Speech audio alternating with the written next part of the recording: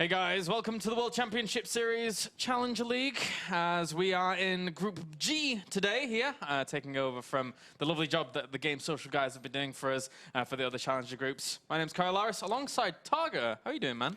I'm doing pretty good. Yeah, very, very good to see you here. You've been in Germany for 3 months now?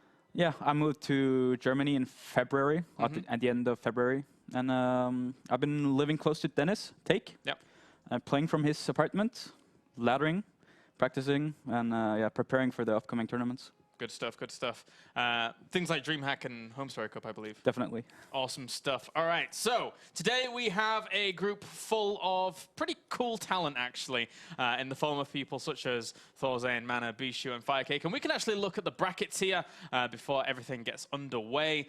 As you can see, we're going to be kicking things off with ThorZaiN and FireCake. And then afterwards, we shall have Mana and Bishu here to determine which two of the players will actually advance on to Premier League. So your thoughts on this group here, Targa? I think the normal thing to say would be that ThorZaiN and Mana advances easily. However, we've checked the stats. We have. Also, I know quite a bit about every player in this group. Most of the viewers probably won't know FireCake, but he's a really good Zerg. He was highly ranked on the GM ladder in the past few weeks. Also, he's been doing quite well against Terran, at least in the tournaments that we saw. And ThorZaiN hasn't been doing that good against Zerg. Like lately, he's not been playing like he used to do 1 year ago. Like we all expect a lot more from ThorZaiN. However, the biggest problem I see with FireCake is that he doesn't have any experience, while ThorZaiN has tons of experience. Yeah, no, you're right. FireCake is someone that I got a little bit familiar with last year for the WCS France Nationals. And then from that point on, he actually did pretty well himself to qualify for Challenger here. Although for him going into Challenger, it was a little bit of a bumpy road. He actually got knocked out in the very first round by Bly, 0-2, during that initial Challenger bracket, and then got knocked down to the groups here for Challenger. But you were right in saying that FireCake can have some potential upsets. He's got very good statistics in this matchup. We'll get into that in a little bit. But we can actually take a quick look at all 4 of our players here that are going to be competing today in terms of exactly what they have accomplished. Mana is actually one of the highest earning foreigners of all time, in essence. He's earned 96,000. Of course, he's not at the exact heights of people like Stefano and things like that, but still a lot of money being earned there. So there's a really big comparison, I think, between Mana and ThorZaiN, the big high flyers, and FireCake and Bishu. Bishu's well known, but hasn't had as much success just yet. No, he's been mostly competing in the Swedish scene. And in Sweden, you have ThorZaiN, Sase, Naniwa, a lot more players that I should have mentioned, but I forgot. And he's been doing like okay in the Swedish tournaments. Yeah.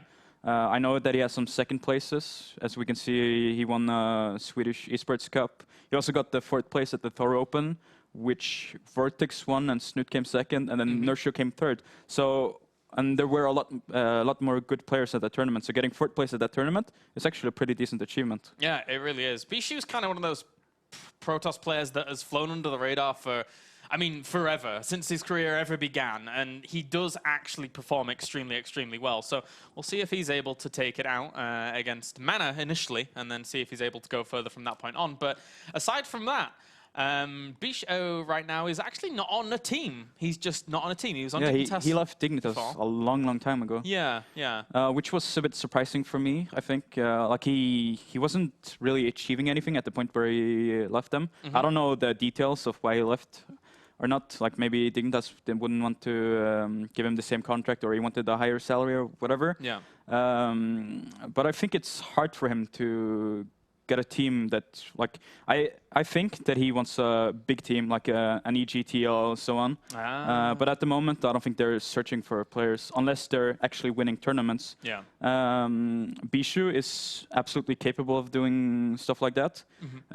He plays a really weird playstyle that, as you can see at the last DreamHack, he even beat Snoot and Senio. So he's a good player. He can do well in tournaments, but we'll see. I'm not too confident in him today. It's going to be very hard. He's a PvP beast, though, so that's going to help him. That's true. It's a tough group, though. You're right. It's a tough group. He's going to have a hard time here against people like ThorZaiN and Mana. And again, the FireCake, that little bit of an underdog here that could quite easily upset. But for now, we are going to be jumping onto ThorZaiN versus FireCake. First map will be Newkirk Precinct to kick things off here in this best of 3. And for ThorZaiN, you were right before in saying that his win-loss ratios versus Zerg in Heart of the Swarm haven't been looking as up to par as they would have done throughout Wings of Liberty. There's another thing that we forgot to mention. Like, his losses are against players like Stefano and Dimaga. Yeah, that's true. So, I mean, those are pretty much he's not losing 2-0 and getting destroyed. He's losing 2-1 and, like, the closest games ever imaginable. Yeah, so when you say something like, I mean, in terms of statistics at least, he's, across his best of 3s, 29% win ratio against Zerg right now in Heart of the Swarm, which makes it sound catastrophic. But it's not. Exactly. To your point, it's very, very strong players that he is taking games off, but not just going the full hog and taking the whole series. So ThorZaiN's still ThorZaiN. You can't really doubt him. You can never doubt him. I think there was a period last year when he didn't do anything for a long, long time. Then he showed up at the Aces event that was hosted by the Good Studio, absolutely destroyed everyone, won the tournament, and then he'll disappear, kind of, a few months, and then he'll come back again and do really good in a tournament. The resurgence of those Terrans, man, they do all right for themselves. So as I said, the first map is Newkirk Precinct. I didn't quite fully get a glimpse of the vetoes, so I don't know the full map pool just yet. But aside from that, we will be jumping on Archelon will be the second map. Aha! And then Neoplanet will be the third map. Target, you're on the ball, man. You're on the ball. All right, so these guys, I'm assuming, are going to start very soon. We're just waiting for our Russian casters to get in the game here. But again, guys, a big thank you for joining us here for Challenger League. This is actually the first group of Challenger League that I've actually cast, as we had a little bit of time off between now and the finals. The finals are crazy. Did you catch WCS America finals? Yes, I did. Yes. Mr. Hero being victorious, doing all right for himself. A lot of Koreans representing America going to the finals. Yeah, I don't think that's the best thing. No. But still, like, it was an amazing display by Hero. Yeah. Like, Revival took the first 2 games. Hero looked very shaky in the 3rd game. He managed to somehow make a comeback. And the games were really close. And at the end, I think it was like a one-man show with Hero, like the last 2 games. All right, so we are going to get going. Sorry, I just had to make sure that everything was going. GL. Right, so we will be jumping onto our first game in just a little bit of a delay there, but all is good as we now have the countdown started for our first game here. Again, TVZ, FireCake versus ThorZaiN. FireCake actually has a pretty good win ratio in this matchup right now. Yeah, that's absolutely true. Yeah, in Heart of the Swarm, he's sitting at around 69% win ratio in maps. Not against the tip-top level of Terrans. We have to absolutely mention that, because when we mentioned ThorZaiN stats, it was against the best Zergs in Europe. Yeah. FireCake's CVT stats, on the other hand, are against, how should I put it, like the semi-professionals. Not the ones on the ThorZaiN's level. From my memory, there was wins against Marine Lord, who is a very good player. Yep. And did he beat Kras? I'm not entirely sure. And he beat Kaup at least. Like, they are good players, but they're not at the tip-top level. All right, so we are going to jump into game number 1 here between ThorZaiN and FireCake. FireCake rocking that impressive shirt as we now jump onto Newkirk Precinct for game number 1. And spawning down to the bottom right-hand corner here as our blue Zerg. He goes by the name of FireCake. And spawning down to the bottom left as our red Terran, we have Mr. E.G. ThorZaiN. What is Vita? Do you know? I have no idea. No? I keep seeing I think his girlfriend is having the same tag. Ah, yeah, they do. So it might be a thing like that. Yeah, maybe. Yeah. I wouldn't be surprised. Oh, well. Anyway. So, TVZ on this map, Targa. How are you feeling it nowadays? Give us a little bit of a rundown of Newkirk Precinct. Okay. Now, I could say what's usually going to happen with the Terrans. Yep. But we all know that ThorZaiN plays this a bit differently. He likes to go for Command Center first, which he's going to do this game. And he also likes Hellbat drops and he likes to do a lot of Hellbat drops. Yeah. I think he's gonna make 6 to 8 Hellbats. Yeah. And 3 to 4 medevacs, and then try to have map control. That's what he's been doing for the past few weeks. I don't expect him to change too much. Now, the biggest thing will be in this game. The biggest thing will be what FireCake does. Is he gonna do an all-in in order to react or throw off ThorZaiN's game? I mean, on a Roach bailing all-in against Hellbat drops, it can work. Yeah. But it all depends on the execution, of course. No, you're right. Now, I haven't watched too much of FireCake's games against Terran, so I'm not. I don't know too much about this playstyle. But I really expect them to have done a ton of research for this, at least. Oh yeah, definitely. I mean, ThorZaiN, for him, he hasn't really had to play that many Zergs. He did play Damaga once or twice, and then was eventually kicked out of Premier by Damaga.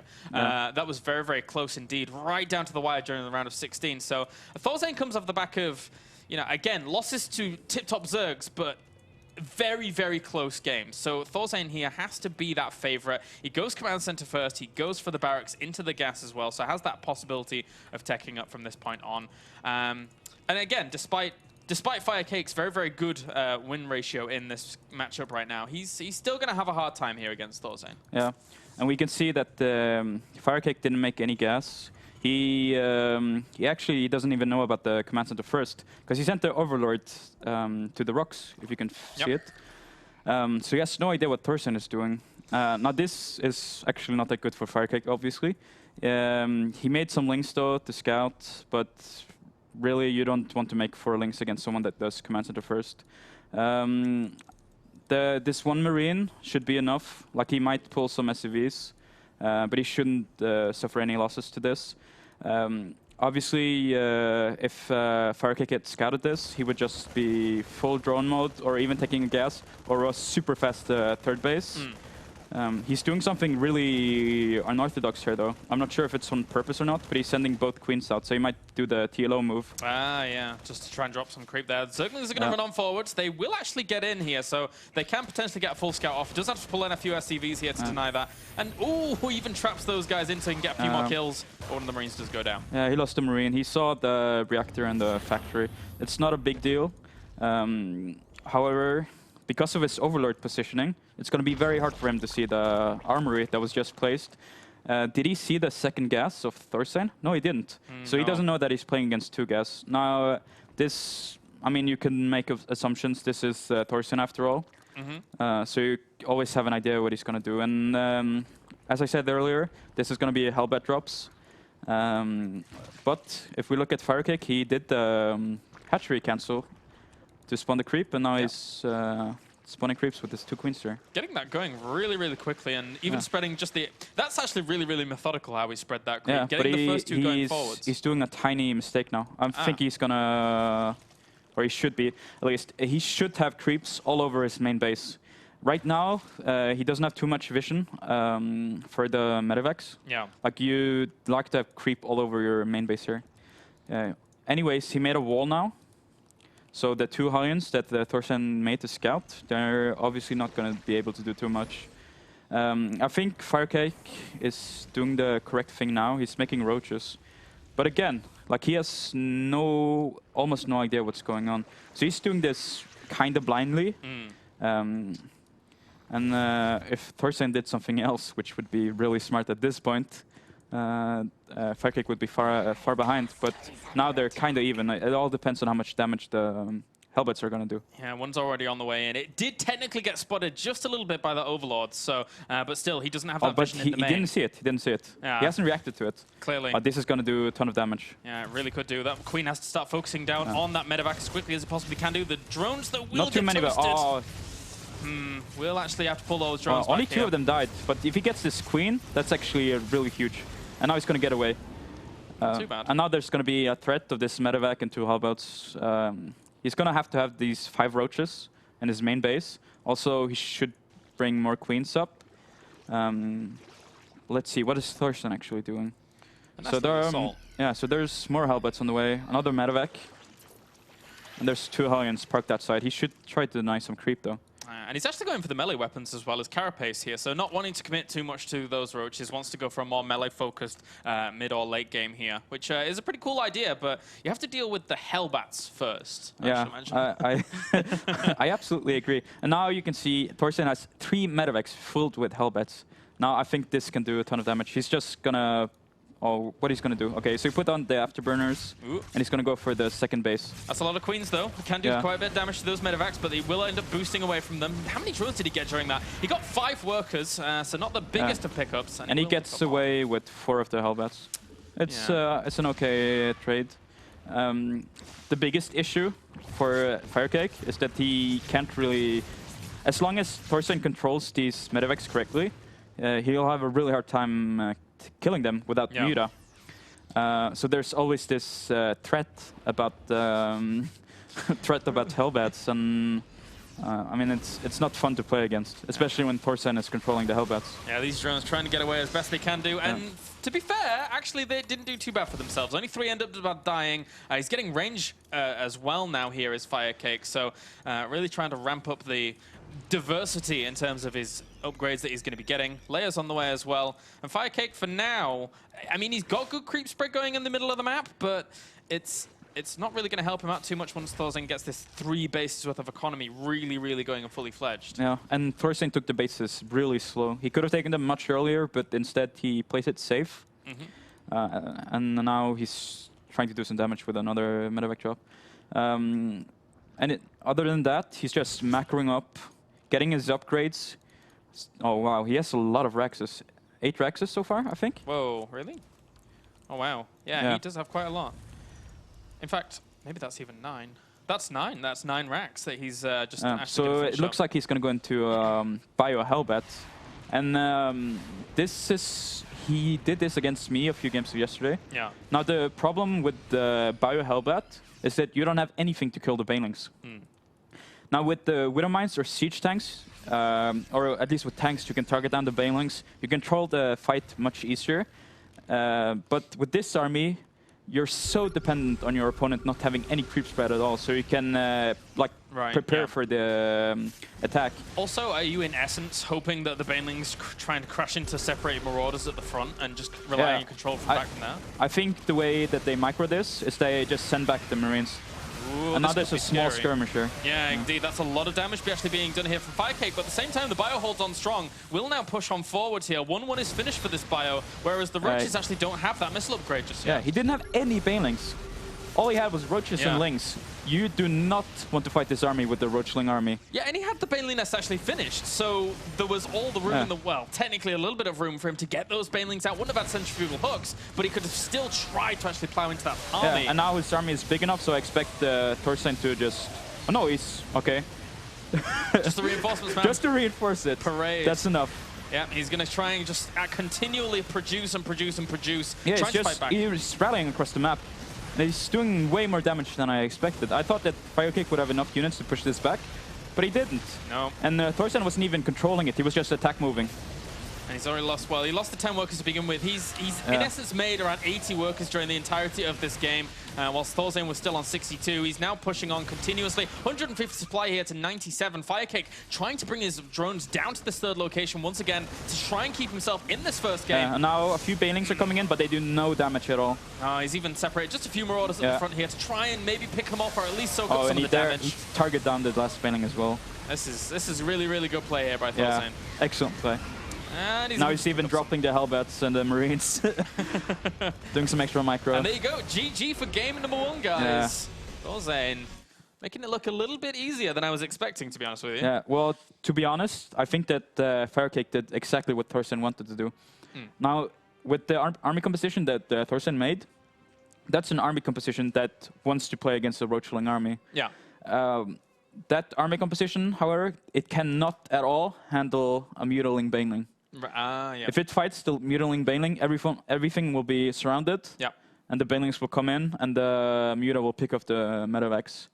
But as we saw, FireCake did exactly what ThorZaiN expected, or at least wanted him to do, and it was just a very easy game for him. Very easy indeed. And we shall now jump on to game number 2 here in just a second. You said Aklon Wastes was the next map? Yes. Yes. Interesting. I'm actually surprised that this kind of got through. We've seen a lot of Zergs really not want to play against Terrans on this map. Yeah, and the reason being, you get 4 bases very easily. Yeah. Especially if you're playing against a slow mech player. You can place the tanks just on the high ground, or like you put some on the high ground in the main base, some on the natural, some behind the bases, and then you're covered against pretty much everything. And it's a very easy map to attack on. There's not too much room for Zerg to counterattack if the Terran plays it out perfectly.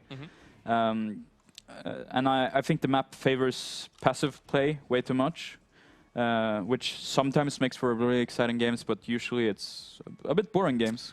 We saw already, we saw people or players like MVP utilizing mech very well against Stefano in the grand finals of the WCS EU that made it look so scary on this map. And another thing, on this map, same thing as with Newkirk, the main base is very big.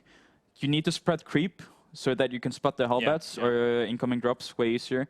There's so much dead space around this map, so just relying on your overlords to spot the incoming drops, it's not enough. Like you're gonna have to have the sickest overlord spread ever if you want to spread the drops. Yeah, that's true, man. There's a lot of space to actually cover. All right, we're gonna go into game number 2, as we have ThorZaiN currently 1 game up against Mr. FireCake, the French representative. So let's jump right on into Aklon Wastes, as we have spawning up to the top left as our blue Zerg. He goes by the name of FireCake.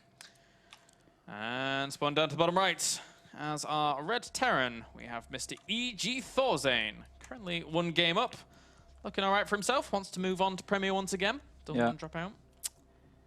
And now he's doing something something different again.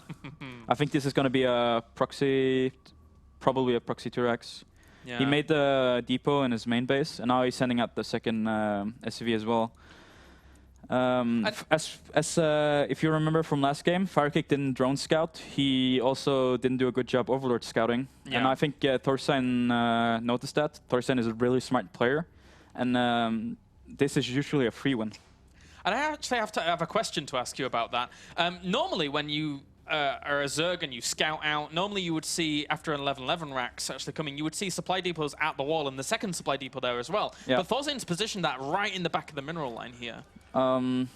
It doesn't matter too much. Like if you drone scout, you're gonna check the SCV line. Yeah. Of course, you would also notice that there wasn't any command centers building or Rexes. I suppose it would be a little later. But I think this is just a way more greedy build. Yeah. Now it's harder for ThorZaiN to what's it called? Like he can't really go out of this build with the supply depot build there. Yeah, it's a little bit more difficult here. Yeah, but like he's 100% all in. Well, I think he may end up making it work. That spawning pool here for FireCake is a little bit later than I was expecting. He may go maybe 1 or 2 more drones before that. And right now playing very, very greedy here with that expansion, trying to finish up very quickly. But still, now Marines will start piling out for ThorZaiN, and this aggression is going to be hard to deal with. He brings out a drone now to have a look around. Oh, the drone is going to spot it. And he sees it. Yeah, let's see what his reaction is. Nothing yet. He hasn't pulled any drones. He needs to pull the drones. Now he pulls the drones. But what is ThorZaiN doing? He needs more SCVs with this. Yeah, he only has 2 SCVs. I'm surprised he only has 2 with it. Yeah. If he loses those 2 SCVs now, that's going to be a bit of a hard time for him. He has 3 Marines now, and they're capable of doing a lot of damage. Yeah. And it looks like the bunker is going to finish. FireCake pulled all his drones now, built 2 spine crawlers. This is the correct thing to do. He's not making any queens either, just making a lot of links. But ThorZaiN is kind of doing this like an economically whatever. It's really quite strange. I mean, he hasn't brought any more SCVs other than the 2 that he had before. He killed off 1 or 2 drones already. In fact, 6. Yeah. And the bunker. And there's also a lot of lost mining time. Yeah. And you also have to count the 2 spine crawlers. That's a lot and the bunker is gonna finish. Wow. And he's going to start a second one behind this as well. That makes it very, very annoying now for FireCake to actually hold off. Even with those spines, they'll move into position eventually. He should technically be able to repair this. Yeah, I think ThorZaiN should just take all his Marines, go into the main base now, and kill the spawning pool ASAP. Oh wow! there's nothing there defending it, and ThorZaiN should be smart enough to know what's going on here. But he's going to get the Spine Crawler, he's going to get the Lings, he's going to get Elder Drones, so he's just doing it the harder way, I would guess. And this is not looking good at all for FireCake. I think even with that Spine Crawler actually beating down on him, he still kills that off regardless. Oh, and even more SCVs now come along to actually start repairing that. So it's impossible to kill that bunker at this point, unless he has an absolutely huge flood of Zerglings to try and overpower this position. Now he's going to pull everything. He has to. He just has to try. There's nothing else that FireCake can do here. This is the last moment of desperation here against ThorZaiN. He has to stay alive if he wants to keep that position in that upper bracket final alive. But there you go. GG. ThorZaiN takes the swift 2-0. You know, before we started this, we were like, this could go pretty quickly. No, sorry, this could go for the long game. And then, yeah, that happens. Yeah, I didn't expect this to happen at all. I expected FireCake to come like a lot more prepared. Yeah. This is just silly mistakes. I still I feel like you have to drone scout or scout better at least against players like ThorZaiN. ThorZaiN had a period where he was 2-rexing every Zerg he played because he wasn't confident going into the macro game. Yeah. So he's a really good proxy 2-rexer, and he's also a very smart guy. If he sees that you're not scouting, guess what? He's going to proxy 2-rex you, take the easy win, and then he's going to go through. Scary stuff. All right, guys, that does it for our first series. ThorZaiN advances on to that upper bracket final. We shall take a small break, and then when we're back, we shall have Bishu versus Mana for an awesome PvP series. Don't go anywhere.